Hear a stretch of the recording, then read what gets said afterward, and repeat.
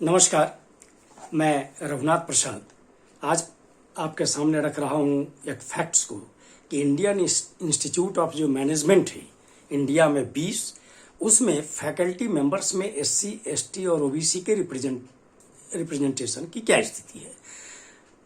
Last video मेरा Indian institute of technology के faculty members के बारे में है, जिसमें आपने देखा कि कितना कम प्रतिनिधित्व एससी, एसटी, ओबीसी के लोगों का है।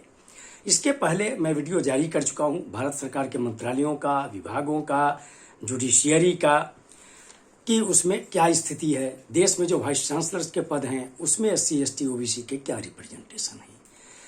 आज जो मैं तथ्य रखने जा रहा हूं यह भी आश्चर्यजनक और दुखद है कि देश की आज़ादी के इतने वर्षों बाद भी एससी, एसटी और ओबीसी से फैकल्टी मेंबर्स नहीं मिले, तो निश्चित तौर पर कहीं ना कहीं तो ये बात है कि आखिर इसके पीछे क्या कारण है।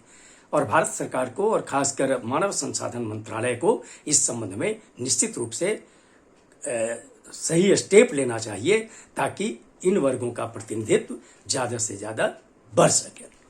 मैं आज ये बतला रहा हूँ कि प्रिंट में एक सूचना जारी हुई थी नवंबर 2019 में, जिसमें यह दिया गया कि 20 जो पहले तो सिर्फ एक Ahmedabad Indian institute of management था, अब देश में 20 IIMs हैं और इसमें एससी, एसटी के फैकल्टी मेंबर्स की संख्या सिर्फ 11 बतलाई गई। अब इसी से आप अंदाज कर सकते हैं कि क्या स्थिति है। मैंडेटरी प्रोविजन क्या होना चाहिए। भारत सरकार का जो रिजर्वेशन पॉलिसी है, शेड्यूल कास्ट का 15%, शेड्यूल ट्राइब का 7.5%, ओबीसी का 27% और अब इकोनॉमिकली वीक सेक्शन का भी 10%। तो अब जो डाटा बतलाया गया है उसके अनुसार जो 3 महत्वपूर्ण IIM हैं, ABC, अहमदाबाद, बेंगलुरु और कलकत्ता, इसमें ये बतलाया गया कि बेंगलोर में रिजर्व कैटेगरी से सिर्फ 1 फैकल्टी मेंबर हैं। कोझिकोड, शिलोंग, जम्मू में रिजर्व कैटेगरी से 2 फैकल्टी मेंबर्स हैं।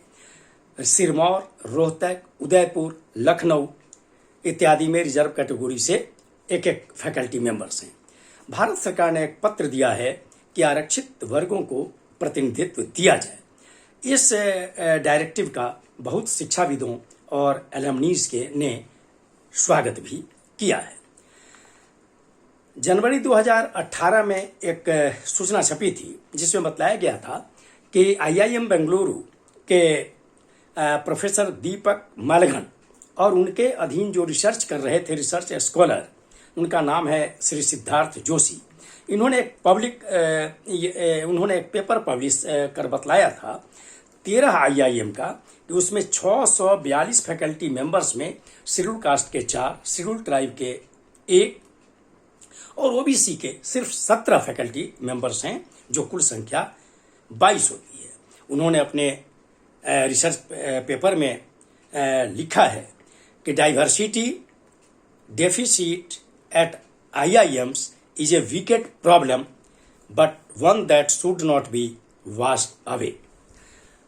मुझे लगता है कि शायद एक सूचना आई है कि 1970 ईस्वी में DOPT जो भारत सरकार का एक विभाग है, उसने एक पत्र दिया था अहमदाबाद को। उस वक्त एक ही IIM हुआ करता था देश में, कि जो साइंटिफिक और टेक्निकल हैं पद, उसमें रिजर्वेशन, कास्ट बेस्ड रिजर्वेशन नहीं होना चाहिए।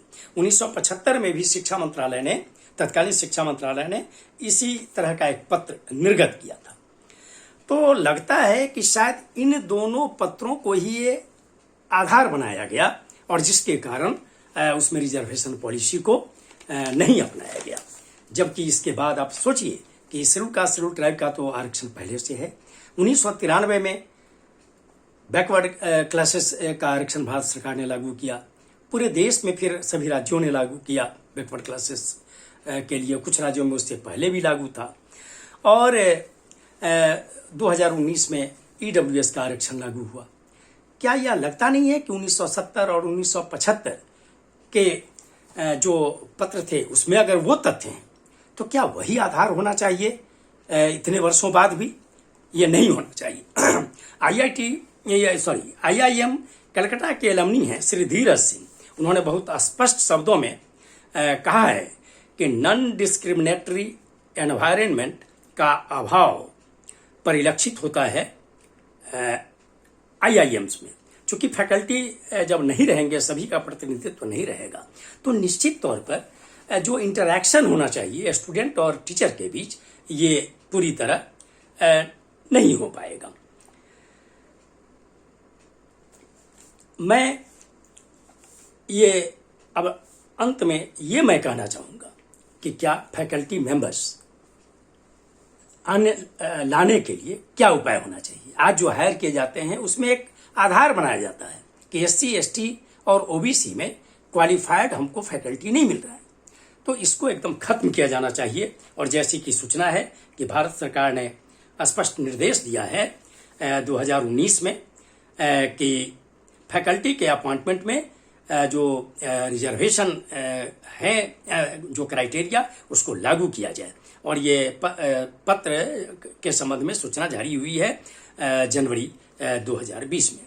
मेरा अनुरोध होगा भारत सरकार से और विशेषकर मानव संसाधन मंत्रालय से कि न केवल अहमदाबाद, बेंगलुरु, कलकत्ता वरन अन्य भी जो 17 IIMs हैं, सभी में रिसर्च स्कॉलर्स में निश्चित तौर पर जो SC ST और OBC के आरक्षण के फार्मूला है भारत सरकार के, उसको लागू किया जाए और उसके आधार पर रिसर्च स्कॉलर्स लिए जाएं, वेट लिस्ट बनाया जाए, और ताकि अच्छी संख्या में जब लोग PhD करेंगे तो निश्चित रूप से फैकल्टी मेंबर्स में प्रतिनिधित्व बढ़ेगा। इतना कम प्रतिनिधित्व यह सोचने के लिए बाध्य करता है देश के SC ST और OBC समुदाय के लोगों को कि क्या हमारे बीच योग्य लोग नहीं हैं कि फैकल्टी मेंबर्स में उनकी इतनी कमी है। मैं इस तरह के तथ्यों को इसलिए आपके समक्ष रखना चाहता हूं कि निश्चित तौर पर सभी राजनीतिक दलों को इस पर ध्यान देना चाहिए, देश के शिक्षाविदों को ध्यान देना चाहिए, और जो भी बुद्धिजीवी हैं उन सभी लोगों को भारत सरकार के स्तर पर इन तथ्यों को रखना चाहिए, ताकि भविष्य में इसमें सुधार हो और प्रतिनिधित्व अच्छी तरह SC ST OBC को मिल सके।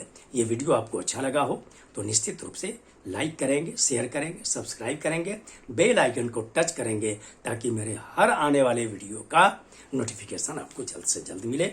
धन्यवाद। जय हिंद।